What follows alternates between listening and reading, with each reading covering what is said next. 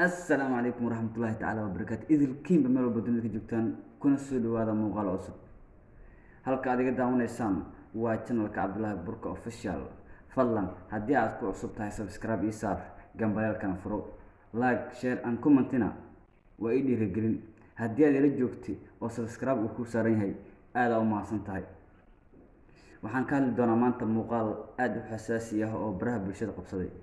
Muuqaalkaas oo ah in ay haystaan matanaha media iyo sidoo kale Kinziki Ismaaciil Xaaji Cabdalla iyo sidoo kale Sabri Ozil waxay ku tuhunsan yihiin in laga jabsaday YouTube-kiisa isla markaana YouTube-kooda uu jabsaday shakhsiga lagu magacaabo Kinziki. CK-na sidoo kale waxa uu soo bandhigayaa arrimo la xiriira in uusan raad iyo lugna uusan ku lahayn in channelkaasi raggaas laga jabsaday inuu ka dambeeyay, laakiin sida laga dareemi karo baraha bulshada Ismaaciil Xaaji Cabdalla iyo Ozil ayaa muuqaal ay soo dhigeen bartooda YouTube-ka cusub oo ay matanaha bro ee la baxeen ayaa waxay ku sheegeen in YouTube-kooda uu ku dambeeyay CK, waxaana ay dhaliil weyn u soo jeedeen isla markaana shacabka ay u soo bandhigeen inuu ninkaasi yahay nin khiyaano ah.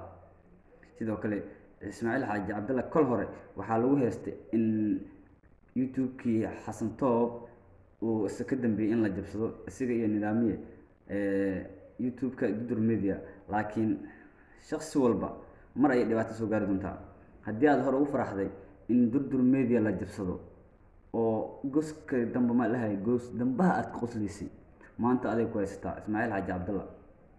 Maanta dhibka ku gaaro ama dhibka aad maanta geysato biri ayaad arki doontaa.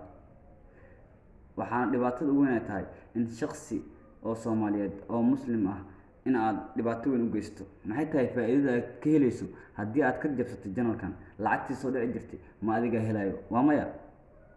Maxay tahay Soomaalinimada xaasinimada dhexdooda ka jirta? Soomaali iskuma ogola qofka hor u soconaya, waxa ay doonayaan inay dib u dhigaan horumarka. Saaxiibka la doon qof aad isku diin tihiin, qof aad isku calan tihiin dhan walba, ma aha ninka wax ka jabsanaysid nin oo shisheeye, nin ajaanib ah, waa nin Soomaali ah. maxay tahay marka Soomaalida halka ay ka qaldan tahay waa ka xagee u socnaa? waxaa la leeyahay Soomaali waa toosaysaa, xagee ka toosaysaa? horumar la iskuma ogolo. ninka maanta wax yar gaaro waxa dad baa hoos u dhigay ama liidayo. ninka meel qaad ku socdo waxaa la leeyahay hor u soco, keep going bro, waxaa tahay nin saas ah. laakiin ninka wadada saxda ah ama oo horumar sameynaya Soomaalida waa nii jibisaa. marka waxaan ka hadlayay qodobkaasi oo ahaa in Dudur Media iyo sidoo kale matanaha bro xilliga la jabsanay iyo qaabkaas oo baraha bulshada sida aan ka arkay waxaa leeyahay dagaal weyn ayaa ka dhaxeeya. iyo weliba sidoo kale Ismaaciil Xaaji Cabdalla ayaa soo bandhigay arrimo badan iyo siro badan oo isaga iyo ka dhaxeeyay CK, waxaana uu markaasi ka mid ahaa in Rashka Boy uu CK uu dhahay waa ii hanjabay 10 nin oo soo watay iyo waxyaabo badan uu soo bandhigay iyo fariimo uu soo diray iyo heestiisa shitruru markii ay soo bixisay inuu Ismaaciil Xaaji Cabdalla uu la soo xiriiray CK uu ku dhahay dad badan asaysan, dad badan aniga asaas ahay, waxaa ku jira aniga tartan weyn, waa ii kala kiciya ka soo hadla. Ismaaciil Xaaji Cabdalla wuxuu leeyahay tan ma dhawo 1 2 3 ilaa 4 iyo 5 oo wada part 1 part 2 wax badan soo aadiyahay oo siro badan oo ka dhaxeeyay. waa ninkaas CK-na sidii laga sheegayo asxaabi haddii ay run tahay iyo haddii been laga sheegayo idinka jirtaa ku soo qora fikirkiina. tan iyo kulan dambe, nabadgelyo.